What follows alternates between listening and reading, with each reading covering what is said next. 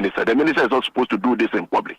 I'm not sure we are expecting the minister to be arresting Raf in public. The minister is not a policeman. The Raf at that time came to the hospital as a patient. We don't expect the Minister for Health to be attacking a patient in a hospital. Tony Goodman also notes that plans are underway to increase police presence at health facilities in response to the rising incidents of attacks on health workers. When we went to Ridge Hospital yesterday, we were told that the security situation, every hospital has their own security arrangement, but they would want us to engage the Ghana Police Service at the entrance and the exit, which is the emergency area, OPD area, and then the morgue areas, because these are the areas people come with aggression. When they get there, if they don't understand the protocols, they try to attack. At the morgue, people refuse to make payment. Others will say that we don't like post-mortem, we want our body today. So this is what they told the minister, and the minister has also asked the committee to look further to see if across the country that is the situation and what there is to do, and then further strengthen the security around these areas. That was the spokesperson for the Health Ministry, Tony Goodman. Meanwhile, the majority in Parliament is calling on the Ghana Police Service to expedite probe into the attack on the health workers at the Greater Accra Regional Hospital. Now, addressing journalists, Chairman of the Health Committee of Parliament, Dr. Mark Kate Nawani, condemned the incident, describing it as an act of lawlessness. The Health Committee of Parliament is with them in this trying moment. We are going to ensure that the case is investigated, and we are also going to ensure that the perpetrators are brought to book. We are calling on the police to issue some form of a statement on how far they've gone with their investigations and then their actions. And I hope that our friends at the minority should not be playing politics with the health of the people of this country. Let's unite in this case and ensure that we go to the root cause of this problem. And the root cause of this problem, I know that nobody has spoken about it, but I will speak about it. The root cause of this problem is the lack of medical staff. Dr. Nawani has also appealed to the Ghana Registered Nurses and Midwives Association, who have issued a 48-hour ultimatum for the arrest of the perpetrators to exercise restraint as steps are being taken to address the matter. Well, I would just appeal to the nurses to exercise patience. What we can do is to ensure that we put a lot of pressure on the police to carry out their work. I don't know what they are going to do. That is left to them, but to make sure that they carry out their work. And we should also remember that the nurses, they've exercised a lot of patience, and we should be very, very grateful to them. Yes, I don't see why the police should not arrest this person and let him go through the process. After you are arrested, you are granted bail. If there's a need to go to court, you go to court. That was Chairman of the Health Committee of Parliament, Dr. Mark Kate Nawani. Now, in just about a week or so, there will be a by-election in Akwatia. For that by-election, the Inspector General of Police, Christian Tete Yohunu, says the police service is fully prepared for that by-election. He explains that officers have undergone intensive training at the High-Risk Operation Training Center in Achremanting in the Eastern Region to handle any attempts to disrupt the process. Speaking to the press, the IGP assured the public of a peaceful by-election, stressing that officers are adequately equipped to maintain order and prevent violence. Police, we are ready for the elections. And all the threats we've been hearing from TikToks and all social media has also given us the room to prepare adequately towards the elections, and also to remove fear from people and the electorate in Akwatia that nobody can come to this constituency to come and cause any trouble. And we want to assure Ghanaians that the police is ready to handle any type of thing that may come in Akwatia. We are ready with the men we have the men. We have the men who can handle this situation. And then our eyes are red for Akwetia, and nobody should think of coming to cause trouble. No political party should mobilize men to come and foment trouble. And nobody should have in mind the intention of snatching a ballot box. We have prepared our men adequately to handle this situation. Well, the IGP adds that mobile prison units will be stationed at key locations to ensure the swift arrest and detention of anyone who attempts to cause violence. We have a truck that is well prepared to keep people who cause trouble, prisoners. We keep them in, and then before finally we discharge them at the police cells or whatever it is. So there is going to be prison on wheel. That will be in Akwetia. The moment you cause trouble, we arrest you and then we put you in the black barrier. The word is what? Black barrier. Trouble causers should know that black barrier will be on the ground. And then we are not going to allow any political party to call us. When their people have come there to cause trouble, if you call us, nobody will listen to you. That was the Inspector General of Police, Christian Tete Yohonu. Let's stay with these subjects. My colleague Samuel Akom is currently in the Akwetia constituency and joins us via telephone. Grateful to you, Akom. And we know that the police have been involved in some simulation exercises today. What exactly were these exercises? Thank you, Charles. And so on the morning today, the Inspector General of Police, the IGP, together with the Police Management Board and the media team, set out to the High-Risk Operation Training Center in Akshamati, which will be the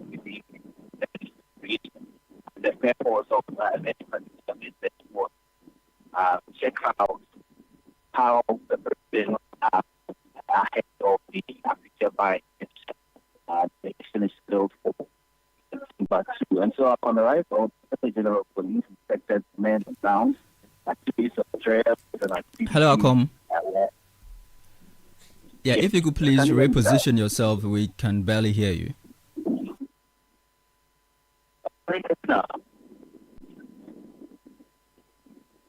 Go ahead. Go ahead, we can hear you.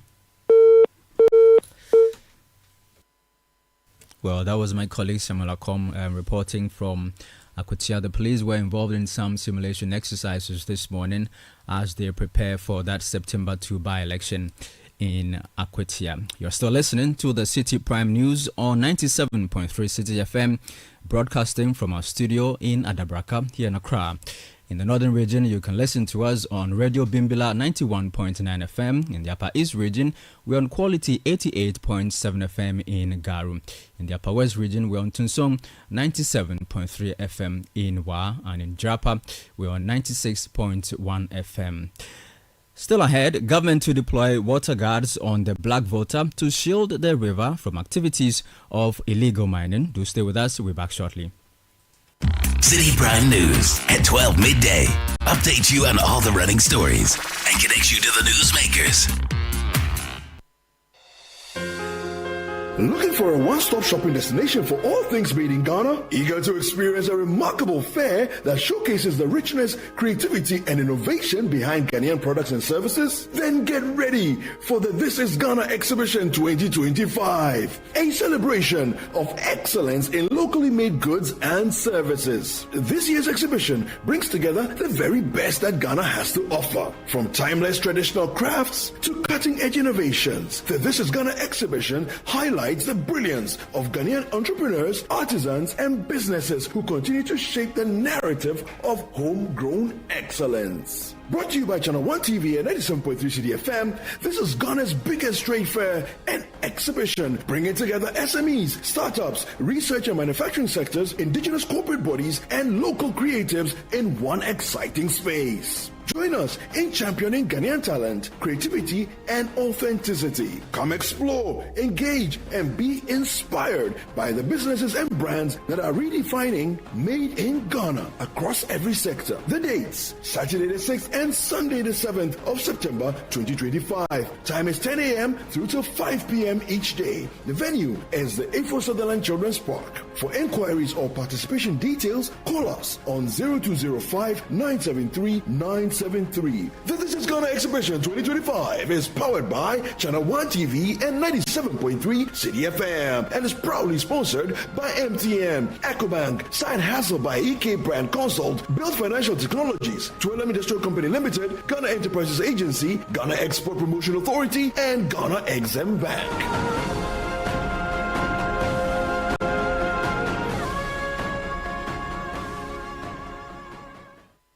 Citi Prime News at 12 midday. Update you on all the running stories and connects you to the newsmakers. You're welcome back. This is the Citi Prime News on 97.3 Citi FM. Now, the Minerals Commission has announced a review of the maximum tenure for mining leases from 30 years to 15 years. Chief Executive Officer of the Commission, Martin Esi, explains that the decision follows growing concern about resource governance, investor accountability, and the long-term economic value Ghana derives from its mineral wealth. Speaking at the roundtable discussion on Ghana's mining regime, Martin Esi stressed that the reforms are intended to tighten oversight, improve transparency, and align the sector with international best practices while safeguarding national interest. So we have decided that now the upper limit of mining leases should be 15 years. We also have the record in the world in terms of how far you can go. And don't get me wrong, when we say the upper limit, it doesn't mean that everybody will get 15 years. So we are dropping it from 20 to 15 years. Very significant for us. I checked Australia 21, Ghana 25. Most countries between 20 and 30 years. And two things are driving that. One is part of our indigenization policy. I'll talk about that. But most importantly, we ran some models and I realized that as we speak, if the mining companies don't do any extensive exploration, about, if you like, 80% of them will don't have more than a 10-year mine life. And I can give an example. 10-year mine life on the average. Only about 6-7 companies can do anything 15 years or more. That was the Chief Executive Officer of the Minerals Commission, Martin Esi. Still on mining, Member of Parliament for Wa West, Peter Lanchinu Tobu, has announced the deployment of trained water guards to the Black Volta River to curb illegal mining activities. Addressing staff of the Wa West District Assembly, the MP stressed that the river, regarded as the lifeline of his constituency and the wider Upper West region, is under threat from such activities and that will not be tolerated. He also donated 50 life jackets to residents who cross or work on the river, a safety measure introduced after a tragic incident in July that claimed 2 lives. The Black Volta is Wa West, and Wa West is the Black Volta. It is our life, and we'll do everything within our capacity to ensure that we keep the Black Volta away from illegal mining. And today you are going to see, courtesy of the Honorable Minister for Lands and Natural Resources, my good friend Amako Pipua. He's trained some water guards for us. Right after here, you are going to see them. And these water guards will help us pick information, support security, for us to ensure that the Black Volta remain the source of water that we can drink. We need to be preventive in our thinking. Today, before I leave here, I am going to donate to the District Assembly 50 life jackets. And there shouldn't be anybody, again, found on the river without a life jacket. There was Member of Parliament for Wa West, Peter Lanchinu Tobu. Meanwhile, District Chief Executive for Wa West, Richard Wulo, commended the MP for the initiative and called for additional life jackets to cover the many crossing points along the Black Volta. What we realized was that people normally enter the boat without the life jackets. We believe strongly that if they were wearing life jackets, their lives would have been saved. Through the appeal, the Member of Parliament responded, and then he donated 50 life jackets to us so that we will ensure that henceforth, anybody crossing over to the other side, you wear the life jacket. What I want to indicate is that we have a lot of crossing points in the Wa West district along the Black Volta. they are many. So the 50 life jackets is inadequate. The assembly is also taking steps. We are still appealing to other benevolent individuals who can still support us with more so that we'll be able to serve the purpose to avoid such issues again. You heard the District Chief Executive for Wa West, Richard Wulo. Now, Chief Executive Officer of the Driver and Vehicle Licensing Authority, Julius Nikwe Kote, has disclosed that about 3,000 unregistered excavators suspected to have been imported for illegal mining have been seized. He explains that investigations show none of the excavators confiscated during previous anti-galamsey operations were properly registered. To close this loophole, the DVLA has introduced a policy requiring all excavators to be registered directly at the ports. Now, speaking on Channel 1 TV's Face to Face, Nikwe Kote says the initiative has already roped in more than 5,000 excavators into the system. So I first went to the Minerals Commission. And now when I realized they don't even use the number plate to identify them. They use some names just to identify them. I don't know, it's wrong. We should use the number plate to identify them. They don't have the numbers. So we started with the policy to register them at the port. And so the new ones that are coming, the ones that are already in the system. We issued an ultimatum for 2 weeks for those ones to be registered. Within the 2 weeks, we registered 5,902. Then the ones at the port, within 2 weeks, I realized it was more than 1,000. Excavators coming in. To go and do what? We've seized about 3,000 excavators. They are there. Wow. We couldn't even get space, so we sent them to Valco, the Valco space, their compound. You're parking them there? They're parking them there. Now, every excavator that comes from the port will be registered before it comes to the port. Even the farm equipment, we are registering all of them. Nikwe Kote has also highlighted that under his leadership, the DVLA has made significant progress, recording a 57% increase in revenue for the first quarter of 2025 compared to previous years. And you know, in the first quarter, I moved revenue from up by 57%. But that's too early for you to be taking credit because first quarter you would have. So it's a simple issue. Means you inherited? No, I didn't inherit anything. Let me tell you. I rather inherited debt, which I made the public aware of. In our dollar account, we're owing about close to $200 million. In our Citi account, we're owing about 300 million Ghana cedis. When I came, I had some intel at the port. And then I realized then the DP plates, we always issue 1,800 plates in a month. And it is surprising when you go into the custom system, they go 4,000, 5,000, 6,000. So like there's something wrong somewhere. That was the Chief Executive Officer of the Driver and Vehicle Licensing Authority, Julius Nikwe Kote. Now, Chief Executive Officer of the Ghana National Gas Company, Judith Ajoba Blay, has assured the Minister for Energy, John Jinapor, of the commitment of Ghana Gas to complete its planned maintenance within the scheduled 10 days. The company had announced a shutdown of the Tuabo gas processing plant from August 16 to August 30 to carry out critical inspections, repairs and upgrades. While welcoming the Energy Minister to the Tuabo gas processing plant to inspect the ongoing works, Judith Blade noted that completing the maintenance on schedule will help restore gas supply for electricity generation. Some of the works we are doing are first-time maintenance work. So whilst we have scheduled maintenance and while sometimes the schedules are annual or maybe 5 years, some of the major works we are doing for this shutdown are works that we have never done. So, for instance, a 10-year work, so the heat medium, we've not opened it. So major works are ongoing. So we are really glad that you are here to witness that. And we've also targeted that we will deliver the plan back on to you within a certain period. You've given us a period of 10 days. We are working assiduously on that, and we will not say anything. We want to be very conservative, but we will surprise you. We just may surprise you and call you even before the 10th day to tell you that the plant is back on. That was the Chief Executive of the Ghana National Gas Company, Judith Ajoba Blay.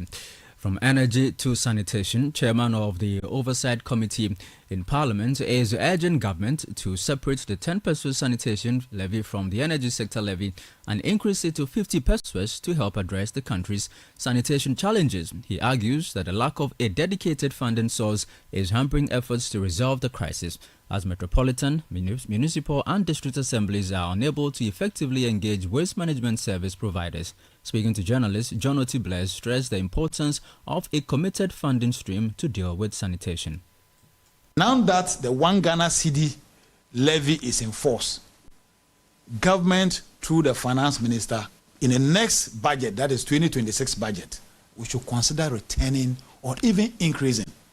My brothers, I'm a young person. I'm from a very humble background. The unemployment issues in this country can be resolved. I want to propose that this levy should be brought back to focus on sanitation issues and unemployment issues. Ghanaians have no problem paying taxes. There's no Ghanaian in this country who has a problem paying taxes. It is about the management. If the tax will be utilized or used for its intended purpose, Ghanaians have no problem. Look at when the 1 Ghana Cedi levy issue was raised in Parliament. The opposition, our brothers in the opposition, MPP, they kicked against it, but overwhelming majority supported it.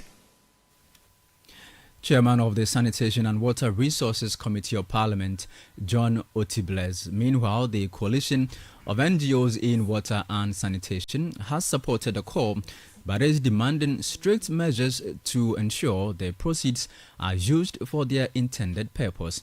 Executive Secretary of CONUWAS, Basila Nabenye, has been speaking to Citi News. It's good news, but as to whether if it is collected, it will be used, we've had similar levies like the sanitation and pollution levy coming. We didn't really see how it supported sanitation much. We had a plastic levy sitting at Mesty for many years now, and even plastic manufacturers are complaining. If this will be used for sanitation, it is a good call, but then it definitely has to be used for what it is being accrued for. So even though it might be a good call, it should be a call that works. It shouldn't be just like one of those. You make a call, you accrue levies, you get levies, you accrue something, and then all of a sudden, nobody knows what it's being used for. Basila Nabinye is Executive Secretary of the Coalition of NGOs in Water and Sanitation. Away from that, Minister for Education, Haruna Idrisu, has reiterated government's commitment to expanding science, technology, engineering, and mathematics STEM education nationwide. He notes that more than 8,000 junior high schools and 4,000 basic schools would benefit from training in STEM. Speaking at the launch of a teacher training program in basic STEM education in Sunyani, the minister stressed the government's strategic focus on strengthening STEM education. We are sure that the Ghana Education Service remains a proud partner and supported by the Ministry of Education. We will help you achieve the 38,000 mark of teachers to be trained. Apologies for the poor audio quality. We'll bring you that audio of the Education Minister in our subsequent bulletins. Meanwhile, the management of Pando Senior High School is appealing to governments and well-meaning organizations for support to construct a 12-unit dormitory block for both boys and girls, along with an 18-unit classroom block. The appeal comes after a recent Channel 1 News report highlighted the school's inadequate infrastructure and limited facilities to accommodate its growing student population. Now, speaking on Channel 1 TV's Breakfast Daily Show, Headmaster Charles Evans Apreku says the new dormitories and classrooms would help the school better accommodate its growing student population and improve learning conditions. The double track schools are to win off the tracking system by 2027, the government arrangement. So we have a template that we give out. For my school, that's Pando Senior High School, for now, if we are able to have 12-unit block for girls dormitory, 12 for boys dormitory, and an 18-unit classroom block, we should be able to go off the track system. With the coming in of the current government, they came out to take stock of all the needs of all schools across the country, including Pando Senior High School. So they are aware of this, and they are. I think government is making efforts to make sure that this things is done within now and 20 27. Charles Evans Apreko is headmaster of Pando Senior High School in the Volta region. And before we take leave of you, the chief of Ashaiman, Ni Anan Ajo, has denied claims that his office allocated land to Peaceful Settlers Association. His response comes after more than 100 members of the association protested, accusing the Ashaiman Municipal Assembly of attempting to seize land they claimed to legally own despite a court injunction. Now, speaking to the media, Ni Anan Ajo stressed that the disputed land is still property and has never been allocated to the group. He also called for peace and broader stakeholder engagement to resolve the matter. Well, that will be all for this edition of the Citi Prime News, which came to you from our studios in Adabraka here in Accra. For more news, log on to our website, citinewsroom.com. I am Charles Osukumi. Many thanks to you for listening. Citi News, we speak first.